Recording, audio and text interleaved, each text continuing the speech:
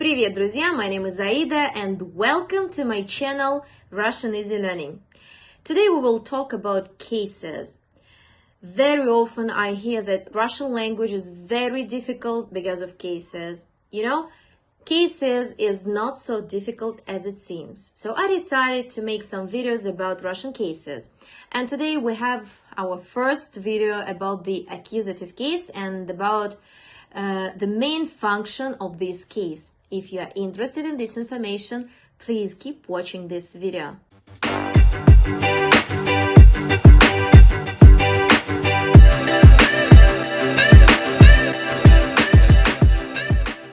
Okay, let's get started. And the topic of our today's lesson is accusative case. Accusative case, it's case number 4. And in Russian, we call this case винительный падеж. Винительный падеж. And in our today's lesson, we will talk about the main function of the accusative case. Okay, let's get started. And here you can see this table. Accusative case. Answer the questions кого, who. So кого we use when we ask about animate nouns, and что, so we use when we ask about inanimate nouns. Кого, что. Let's have a look how to form the accusative case. It's easy because, as you can see, male nouns and neuter nouns have the same form as in the nominative case. So we don't change these nouns. As you can see, film, in accusative case also film. Музей, музей. Словарь, and also словарь. Neuter, also no changes. Окно, in the accusative case also окно. Море, and also море. So just memorize. We do not change inanimate nouns in the accusative case. Just the same form as in the nominative case. Okay, let's have a look at female nouns. Она, мама. If you see ending a at the end, in this situation, you should cut this ending a and put ending u in the accusative case. Мама, маму. Книга, книгу. If you can see ending я, for example, in this word тетя, you should cut this last letter я and put ending u instead. Тетя, тетю. As you can see, we change inanimate and animate nouns of female gender using the same endings. Мама, маму. Книга, книгу. Тетя, тетю. But if you see some female noun and you see soft sign at the end, no changes in the accusative case. Тетрадь, in the accusative case, also тетрадь. Also, please pay attention when we talk about animate nouns in the accusative case. Animate male nouns. Он, друг, брат, герой. We have to change such nouns.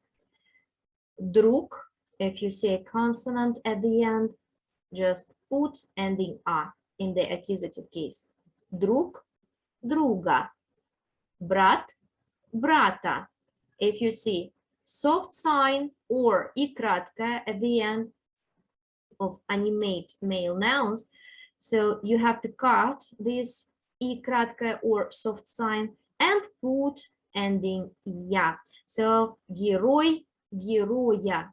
Please pay attention that inanimate nouns of male and neuter gender, we don't change. So we have the same form as in the nominative case. We have to change animate and inanimate nouns of female gender and animate nouns of male gender. Okay, I think it's not difficult because you should memorize only female nouns and male animate nouns. Okay, and now let's talk about main function of the accusative case and when we use this case. You know that we use the accusative case when we talk about object. So let's have a look at this structure. Structure of Russian sentence. Subject, it's first case, plus verb, and plus object. This is the structure of simple Russian sentence. Subject, it's case one, the first form of all Russian nouns. Then some verb and object. Let's make some sentence. For example, я,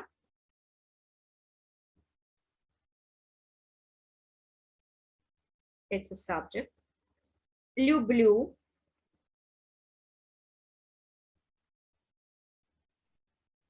and for example, let's take the word mama. But it's not correct at first. Let's have a look. Я люблю мама. Mama, it's object. So that's why we need to put this noun to the accusative case. Mama, it's a first form, and we need to put this noun to the accusative case. It means that we have to cut the last letter a and put u instead. So we have subject я, verb люблю, and then object маму. We ask a question to this noun кого, because it's animate noun, it's a person, so we ask a question кого. If I ask you such question, кого ты любишь? Кого ты любишь? Кого ты любишь?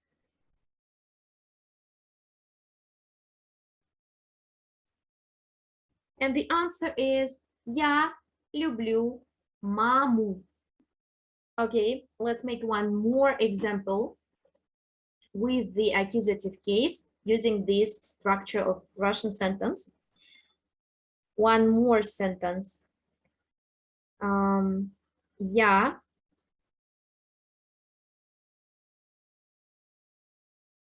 читаю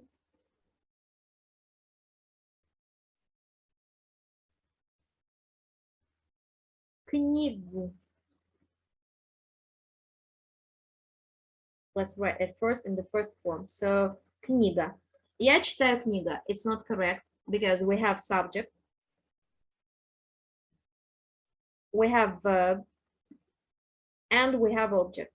Object in Russian language, we express using case 4. So that's why we have this noun, книга, its first form.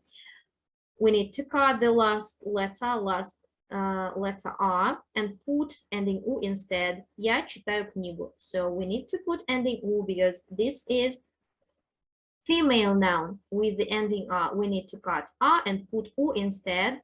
Я читаю книгу. And what question we can ask to this noun, книгу? It's accusative case. We have two questions, кого, что. Кого for animate and что for inanimate. So we need to ask a question, что? And the question is, что ты читаешь?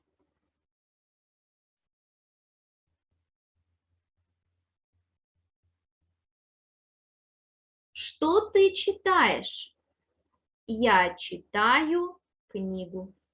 As you can see, we use the accusative case when we talk about object. It can be person, it can be something. So just be attentively that when we talk about inanimate nouns, male and neuter gender, we don't have any changes. If we talk about female and male animate nouns, we have to change noun in the accusative case. Okay, let's have a look at some examples with translation. Let's read them. Что ты читаешь? Я читаю книгу. We have the same structure. Subject, verb, and object in the accusative case, case number 4. Что? We ask a question, что, because книга, it's inanimate noun. Что ты смотришь?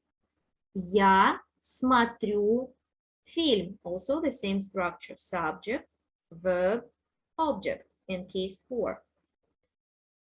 Next sentence. So as you can see here, we have film. Film это thing, it's not person, so that's why we ask a question что.